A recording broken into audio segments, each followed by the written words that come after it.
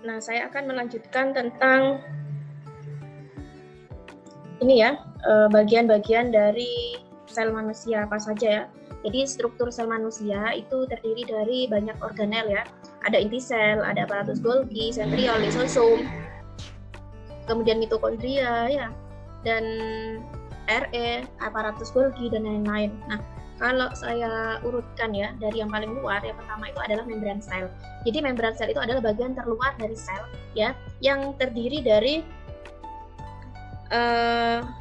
kandungan lipid bilayer. Nah, ini yang paling luar ya, yang warna ungu ini adalah bagian kepala ya, yang bersifat hidrofilik, artinya suka air. Nah, yang paling tengah ini adalah bagian ekor, yang sifatnya adalah hidrofobik, artinya tidak suka air. Nah, fungsi dari membran sel ya, kalau kita melihat pada slide selanjutnya, sebagai pembatas, sebagai media transport dan alat untuk memilah-milih suatu senyawa.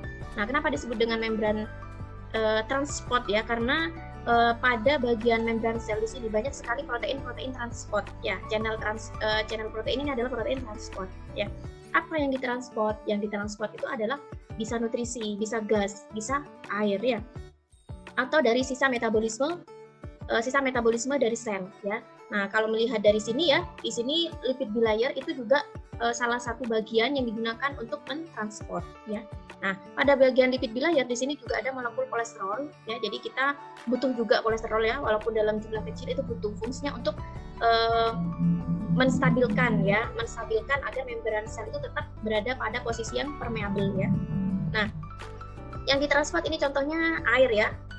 Nah, ini sebentar ya. Nah, ini adalah molekul air ya. Molekul air itu bergerak dari konsentrasi tinggi ke rendah melalui proses osmosis gitu kan ya. Itu pelajaran SMA juga pernah, dari konsentrasi tinggi ke konsentrasi rendah. Kemudian ada difusi ya. Jadi langsung melalui membran tanpa menggunakan media transport. Kemudian ada cara difusi pasif dan ada difusi aktif ya. Kalau beberapa nutrisi seperti asam amino ya dari kelompok protein, kemudian glukosa itu termasuk ion-ion ya, natrium, kalium ya. Kalsium itu ditransport melalui transport aktif. Nah, ada juga transport melalui vesikel ya. Jadi vesikel ini maksudnya membran selnya itu membentuk suatu vesikel jika ada molekul yang ukurannya lebih besar. Protein ya, insulin kan dibuat di dalam tubuh manusia ya. Nah, dibuat di dalam sel maksudnya ya, dikeluarkan agar menuju ke pankreas, sehingga membran plasma ini akan membentuk suatu vesikular ya, yang nantinya akan membawa insulin untuk dikeluarkan, untuk diekspresikan keluar menuju sel efektor, yaitu menuju sel pankreas. Itu artinya membran sel sebagai media transport ya. Kemudian sebagai media sebagai alat yang digunakan untuk selektif ya, selektivitas permeabel, artinya itu pada bagian permukaan atas di sini ada karbohidrat, ada glikoprotein, ada glikolipid. Nah, ini fungsinya juga sebagai reseptor. Apa itu reseptor? Reseptor itu adalah suatu senyawa atau molekul yang memiliki sifat yang sama dengan senyawa asing yang berada di luar sel. Apa contohnya?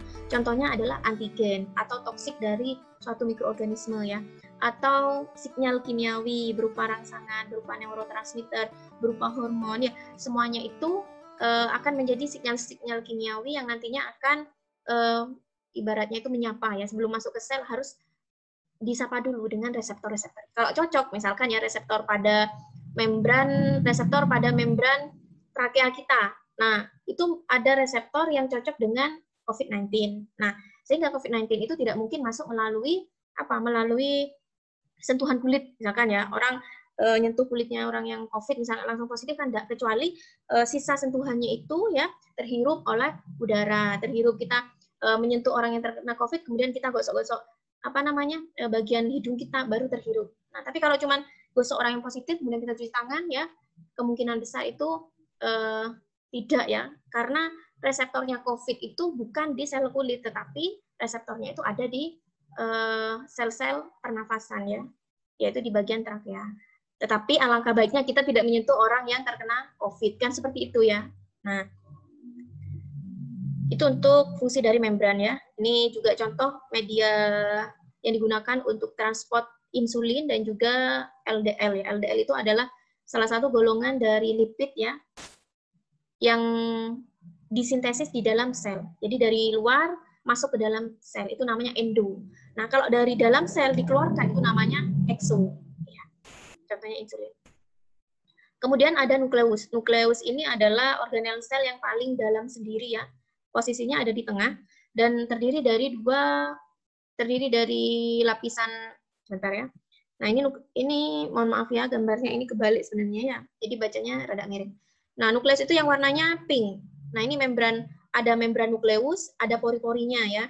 Nah, nukleus ini mengandung materi genetik yang disebut dengan DNA. Satu-satunya organel sel yang mengandung materi genetik atau DNA itu adalah nukleus. Kemudian ada satu ya, yaitu mitokondria. Itu memiliki DNA, tetapi DNA-nya digunakan untuk kebutuhan mitokondria itu saja.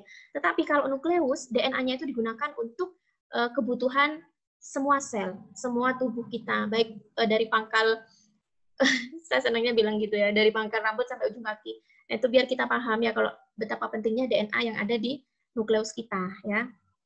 Nah, termasuk nukleus yang terdapat pada sel sperma dan sel ovum itu adalah bahan baku pembentukan manusia ya. Jadi tubuh kita itu kan terdiri dari sel yang 4 tadi ya, epitel, saraf, kemudian otot, ikat. Nah, kalau pada sel sperma, sel ovum, nah itu bukan sel epitel, bukan sel saraf, tetapi itu adalah sel kelamin ya. Yang mana di dalam sel saraf, yang mana di dalam sel ovum dan juga sel sperma itu mengandung organel-organel yang sama dengan sel lainnya ya, tetapi DNA-nya itu memiliki sifat yang sama dengan sel tubuh lainnya, yaitu komposisi kromosomnya yang setengah dari komposisi sel tubuh lainnya. Bayangkan ya, hanya setengah komposisi DNA-nya. Kapan menjadi satu? Jika terjadi pembuahan sperma dan ovum, baru membentuk zigot, dan pada saat itulah susunan materi genetik di dalam zigot itu sudah lengkap ya. Artinya sudah berpasangan ya. Tapi kalau sel kita di seluruh tubuh selain ovum dan sel sperma, materi genetiknya itu lengkap berpasangan, yaitu sebanyak 46 pasang. Tetapi kalau pada sel ovum dan sperma sebanyak 23 pasang ya. Nah, itu saya yakin Anda sudah belajar waktu di SMA ya tentang kromosom ya. Nanti kita belajar lanjut di semester 3 ya. Nah, ini fungsi nukleus ya. Pada intinya itu adalah untuk membuat materi genetik berupa DNA. Nah, selanjutnya saya akan menjelaskan tentang fungsi dari ribosom. Nah, bagian ini adalah bagian dari apa tadi? Dari organel yang disebut dengan maaf ya. Ini adalah bagian atau organel sel yang disebut dengan inti sel atau nukleus ya. Nah, di dalam nukleus itu bahan bakunya adalah DNA. Jadi fungsi nukleus itu adalah untuk memperbanyak materi genetik yang disebut dengan DNA. Perbanyakan tersebut disebut dengan proses replikasi. Jadi DNA-nya diperbanyak setiap hari ya, direplikasi setiap hari. Untuk apa ya? Untuk pertumbuhan sel, untuk regenerasi sel-sel yang rusak ya.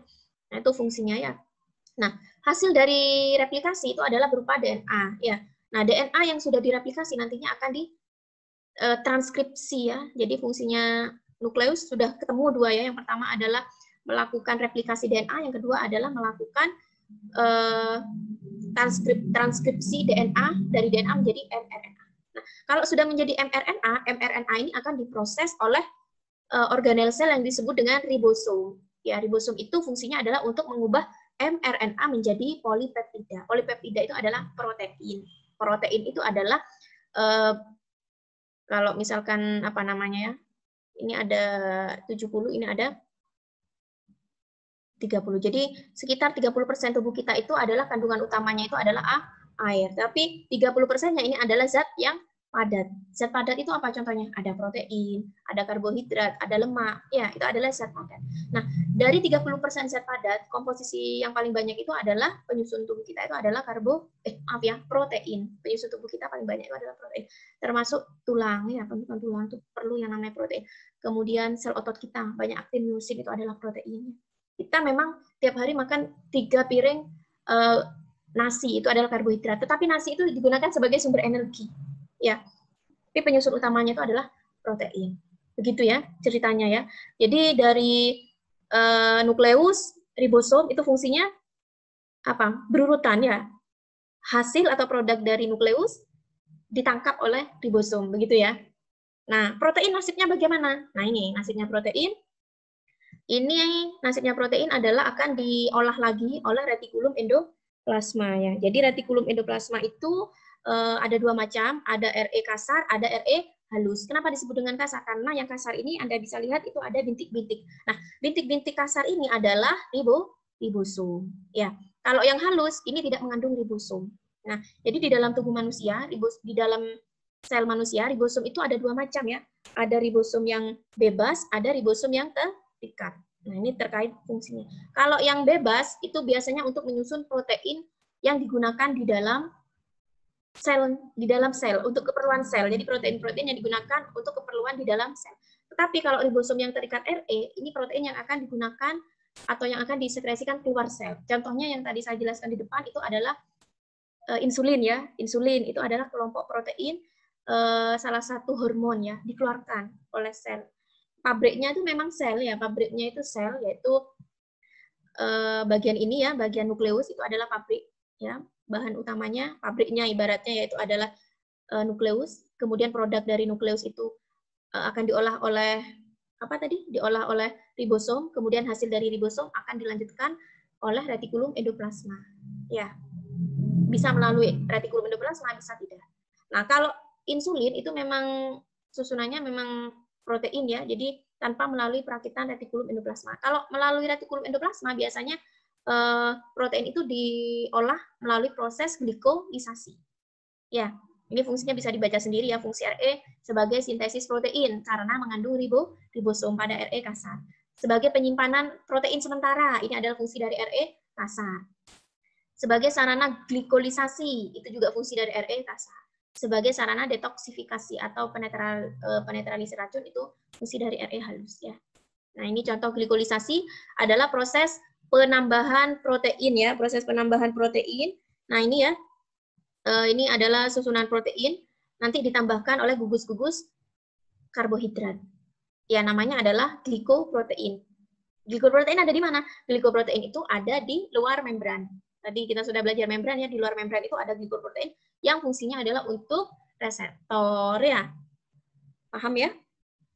Dia fungsinya saling terkait, detoksifikasi. Ini yang paling banyak adalah RE yang berada di usus, hati, ginjal, paru-paru, kulit sebagai sarana detoksifikasi. Maksudnya begini, sel yang berada di dalam sel hati itu kandungan utama organelnya yang paling banyak itu adalah RE. Kenapa kok RE? Karena hati itu salah satu organ tubuh yang fungsinya untuk detoks. Jadi pada hati itu terdapat retikulum endoplasma dalam jumlah yang tinggi dibandingkan yang ada di jantung ya, dibandingkan yang ada di sel mata, dibandingkan yang ada di sel lidah gitu maksudnya ya. Nah, kemudian ada aparatus Golgi ya. Jadi aparatus Golgi itu adalah perakitan, fungsinya adalah untuk merakit makromolekul yang kaya karbohidrat. Jadi makromolekul misalkan itu berupa glikoprotein ya, itu juga masih dirakit ya agar lebih kompak di dalam aparatus Golgi. Selain itu fungsi dari aparatus Golgi itu adalah untuk membentuk lisosom dan akrosom. Ya, lisosom itu adalah organel sel. Ya, organel sel yang dibentuk karena adanya aparatus Golgi. Ya, ini contoh dari proses perakitan karbohidrat ya. Nah ini hasilnya ya. Ini yang sudah dirakit ya, dikeluarkan melalui proses proses endositosis tadi ya. Jadi ini protein misalkan ya, glikoprotein misalkan ya, sudah mengalami tambahan karbohidrat, kemudian ditangkap oleh aparatus Golgi, dirakit ya agar mendapatkan struktur yang kompak, kemudian disekresikan keluar sel. Jadilah misalkan ini ya. Nah, ini yang bentuk seperti Y, ini kan reseptor ini. Ya, ini kan reseptor ada di luar sel. Yang buat siapa? Yang buat itu adalah nukleus tadi ya, dari DNA, bahan bakunya dari DNA. Kemudian nah, ini reseptor ini yang buat tadi ada nukleus, peran dari nukleus, peran dari ribosom, peran dari RE, dan peran dari aparatus Golgi. Jadi mereka saling berhubungan, saling bekerja sama satu dengan yang lainnya ya. Jadi sel kita itu hidup walaupun kita tidur, sel kita tetap bekerja. Sehingga pada saat kita sebelum tidur kita makan satu piring ya, kemudian bangun tidur kita lapar lagi. Kenapa? Karena energinya digunakan untuk kerja sel. Seperti itu ya. Nah, ini lisosom ya. Jadi lisosom itu adalah hasil pertunasan dari akrosom ya. Ini ada lisosom ya. Itu hasil pertunasan dari lisosom. Kalau akrosom itu yang ini ya, yang warnanya merah. Itu adanya di tudung sperma. Ya, jadi lisosom dan akrosom ini sama-sama mengandung enzim hidrolitik ya, enzim hidrolitik yang tujuannya adalah untuk melisiskan. Nah, bedanya kalau lisosom itu melisiskan kuman yang masuk ke dalam sel. Tetapi kalau akrosom yang terdapat pada sel sperma ini, tudungnya itu digunakan untuk melisiskan membran ovum. Ya, jadi satu ovum ya itu kan diserbu oleh banyak sperma ya. Tetapi yang berhasil membuah itu hanya satu sperma. Yang paling cepat, yang paling aktif ya, yang kualitasnya paling bagus itu yang berhasil yang berhasil melisiskan membran ovum. Nah, kalau membran ovumnya sudah lisis, maka sperma itu akan masuk. Kalau sudah masuk, materi genetik yang ada di sperma itu akan bergabung dengan materi genetik yang ada di ovum. Ya, sehingga terbentuklah kita ya. Kita ini hasil peleburan DNA bapak dan DNA ibu. Sama ya, 50% bapak, 50% ibu ya. Nah, seperti itu ya gambarannya. Ini contoh dari lisosom ya. Kerja dari lisosom dalam mencerna bakteri. Jadi ini adalah aparatus Golgi-nya. Aparatus Golgi ini kan pertunasan ya. Pertunasan itu akan menghasilkan lisosom. Nah, jika ada bakteri yang masuk, ini bakteria yang masuk ya. Nah, oleh lisosom ini akan difagosit, akan dimakan ya. Fagosit itu dimakan, dilisiskan. Nah, sebagian akan dikeluarkan, sisa dari kuman itu akan dikeluarkan keluar sel. Sedangkan antigen, ini antigennya ya. Ini antigennya. Antigen dari atau racun lah ya, antigen atau racun dari bakteri itu akan dihadapkan oleh antibodi pada tubuh manusia. Sehingga antigennya ini akan dikeluarkan oleh sel kita. Ini bukan bagiannya sel kalau antigen gitu ya. Seandainya sel itu bisa bicara ya, bagiannya dalam sel itu jika ada bakteri yang masuk, bakterinya saja yang dimakan oleh lisosom. Sedangkan toksiknya dari bakteri itu bukan bagiannya dari tupoksi ya, bukan tupoksinya dari sel, tetapi tupoksi dari antibodi ya, antibodi atau sistem imun kita nantinya yang menetralisir. Begitu ya, semoga Anda paham. Nah, sedangkan organel yang lainnya yaitu ada mitokondria. Ini kalau kita dulu SD fungsinya mitokondria adalah sebagai dapur ya, memang benar ya. Jadi fungsinya adalah untuk pembentukan energi. Jadi kalau kita makan nasi ya, glukosanya itu akan dipecah menjadi ATP, menjadi energi itu di dalam mitokondria, baik di membran dan juga di matriks. Ya, jadi mitokondria itu fungsinya adalah untuk proses respirasi, karena respirasi itu terdiri dari siklus Krebs, kemudian glikolisis dan juga transport elektron. Ya. Kalau Anda susah menghafalnya, mitokondria fungsinya untuk respirasi sel, sehingga menghasilkan energi, gitu ya. Namun apakah bisa, misalkan kita sering makan banyak ya, nasi, misalkan ya nasi banyak. Apakah nasi tidak bisa, Bu, dibentuk menjadi tubuh kita? Bisa, karena glukosa, karbohidrat itu bisa diubah menjadi protein dan bisa diubah menjadi lemak di dalam tubuh kita. Nanti pertemuan selanjutnya kita belajar itu ya. Nah, bagian yang lain di dalam sel ada sitoskeleton ya. Ini fungsinya adalah untuk mengikat organel-organel agar organel tersebut tidak mudah untuk tetap pada posisinya ya. Fungsinya sitoskeleton seperti itu. Kemudian ada silia, flagel dan mikrofili. Nah, kalau pada mikrofili ini ya. Mikrofili itu ada di usus. Nah, ini ya mikrofili yang ada di inte. Inte ini intestine ya, Bu Aziza. Kurang ngetiknya ya. Nah, ini intestine itu adalah usus. Nah, ini ya kalau diperbesar usus kita di bagian permukaan dalamnya itu ada sel yang namanya sel epitel. Nah, ini satu lapis sel epitel. Kalau diperbesar jadilah seperti ini ya. Nah, ini satu sel, ini ada dua sel. Kalau diperbesar mikrofilinya jadi seperti ini. Jadi mikrofili ini tujuannya adalah untuk menyerap untuk memperluas bidang penyerapan nutrisi, protein, asam amino, glukosa, air ya. Nah, itu fungsinya untuk menyerap bidang permukaannya. Karena kalau kita makan satu piring tidak ada mikrofili, lama diserapnya ya, sehingga Tuhan itu sudah tahu ya, sudah menciptakan kita, kebutuhan kita juga sudah paham ya. Nah, itu ini sudah takdir ya. Kenapa misalkan Anda tanya, Bu, kenapa mikrofili adanya di usus? Itu sudah takdir ya. Kenapa kok mikrofili itu tidak ada di sel sperma? Itu sudah takdir Tuhan ya, terkait dengan fungsinya. Karena kita makan masuk ke usus, bukan masuk ke sistem reproduksi ya. Nah, silia itu beda dengan flagel, beda dengan mikrofili. Nah, ini adalah silia. Ini juga ada silia. Silia itu kebanyakan ada di saluran pernafasan kita ya, di bagian trakea dan juga di bronkus ya, itu ada silia. Fungsinya apa? Fungsinya itu adalah untuk membersihkan oksigen yang masuk ke sistem pernafasan kita ya. Jadi saat masuk ke dalam alveolus itu diharapkan alveolus itu akan menerima oksigen yang bersih ya, tidak ada kumannya ya. Bayangkan kalau misalkan kita menghirup oksigen ya, tetapi ada COVID-19-nya. Ya, kemudian ada apa lagi? Ada kuman TBC-nya. Apa yang terjadi? Menyebabkan gangguan pernafasan ya. Bahkan asma juga disebabkan salah satunya oleh debu ya, bulu kucing dan lain. Kemudian yang apa namanya, bahaya dari bulu kucing itu kutu-kutunya ya, kutu yang menempel pada bulu kucing. Sehingga dengan adanya silia ini sangat membantu untuk menjerat kuman-kuman. Jadi sebelum masuk ke paru-paru kita, kuman-kuman itu sudah dijerat oleh dijerat oleh silia. Silia itu menghasilkan lendir ya, yang disebut dengan mukus. Nah, mukus itulah yang kebanyakan melisiskan kuman-kuman yang masuk melalui tenggorokan kita. Jadi sebenarnya walaupun kita itu